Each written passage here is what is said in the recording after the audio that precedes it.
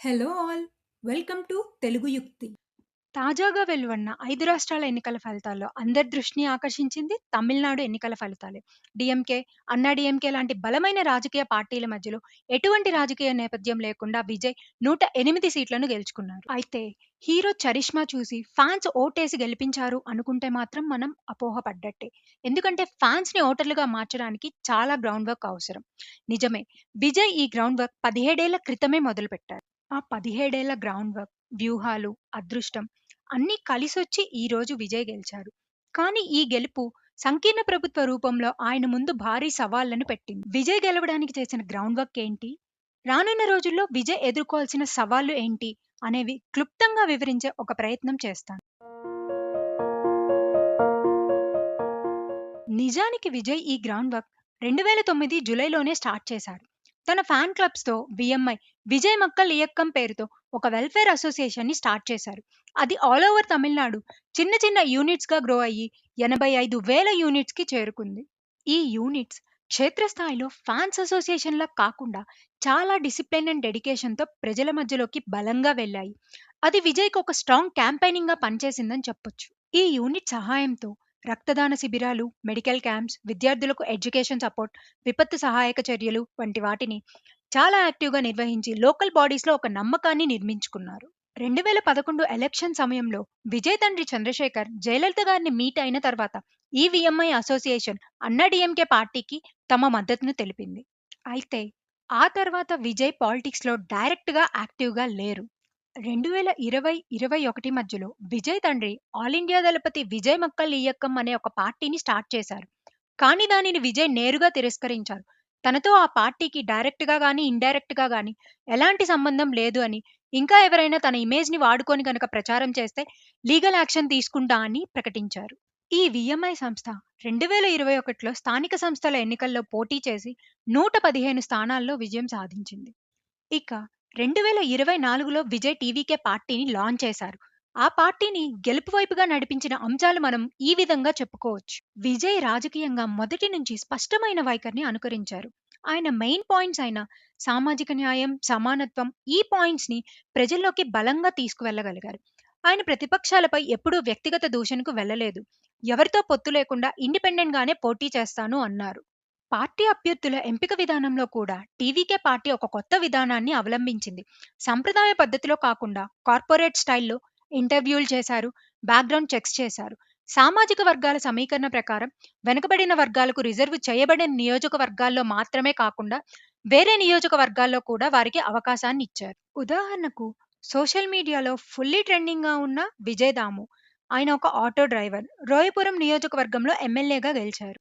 విజయ్ క్యాంపెయిన్‌లో ఎక్కువ భాగం Gen Z జనరేషన్‌ని ఆకర్షించారు. First time vote హక్కు సాధించిన 18-20 సంవత్సరాల ఏజ్ గ్రూప్ లక్ష్యంగా ముందుకు వెళ్లారు. వాస్తవానికి చెప్పాలంటే విజయ్‌కి సొంత మీడియా లేదు. డిజిటల్ మీడియానే తన ప్రధాన ప్లాట్‌ఫార్మ్‌గా ఎంచుకున్నాడు. ఏఐ హోలోగ్రామ్ టెక్నాలజీని యూజ్ చేసి అతి తక్కువ టైంలో యూత్‌ని చాలా పవర్‌ఫుల్‌గా ఎంగేజ్ చేశారు. ఇక్కడే స్టాలిన్ ఇంకా పళనిస్వామి వెనకబడ్డారు. ఇంకా పాతకాలం ప్రచార పద్ధతుల్లోనే వెళ్లి యూత్‌కి కనెక్ట్ అవ్వలేకపోయారు.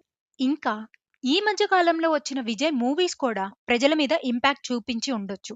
లైక్ 'మెర్సెల్', 'కత్తి', 'సర్కార్' దాదాపు ఇలాంటి మూవీస్ అన్నీ సోషల్ మెసేజ్‌తో వచ్చినవే. మరో ముఖ్యమైన కారణం విజయ్ ఎలక్షన్ హామీలు.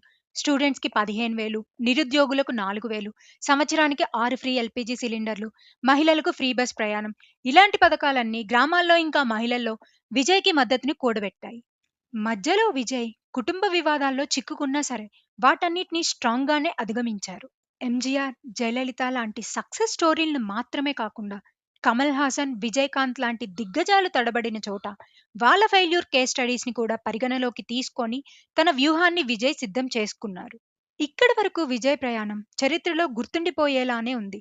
కానీ ఇక్కడి నుంచి విజయ్ తన లెగసీని ఎలా కంటిన్యూ చేస్తాడు అనేదే ప్రశ్నార్థం. ఇప్పుడు విజయ్ ముందున్న సవాళ్లు ఏంటంటే మొత్తం 234 సీట్లకు విజయ్ 108 స్థానాలను గెలుచుకున్నారు. కానీ మ్యాజికల్ ఫిగర్ 118కి ఇంకా రీచ్ అవ్వలేదు. ప్రభుత్వం ఏర్పాటు చేయాలి అంటే వేరే పార్టీల నుండి మద్దతు కావాలి. దీన్నే సంకీర్ణ ప్రభుత్వం అంటారు.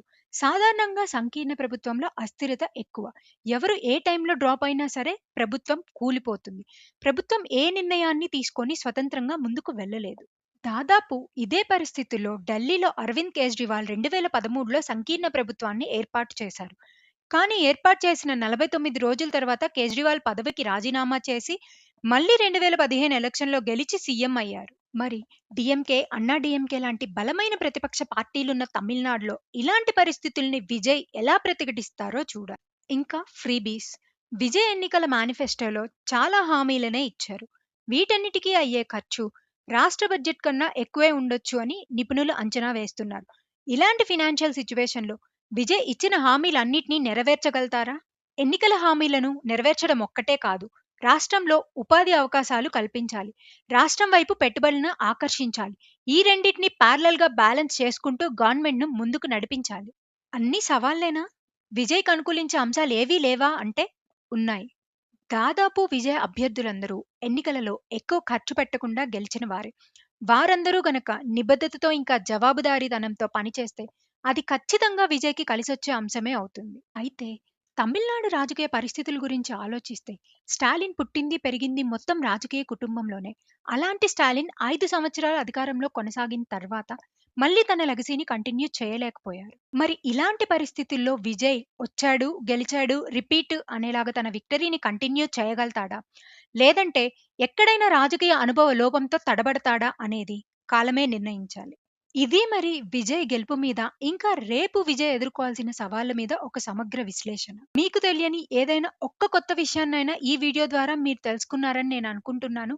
ఇలాంటి ఇన్ఫర్మేటివ్ వీడియోస్ కోసం ఛానల్‌ని తప్పకుండా సబ్స్క్రైబ్ చేసుకోండి. తర్వాత వీడియోస్‌లో మళ్ళీ కలుసుకుందాం. అంతవరకు సైనింగ్ ఆఫ్.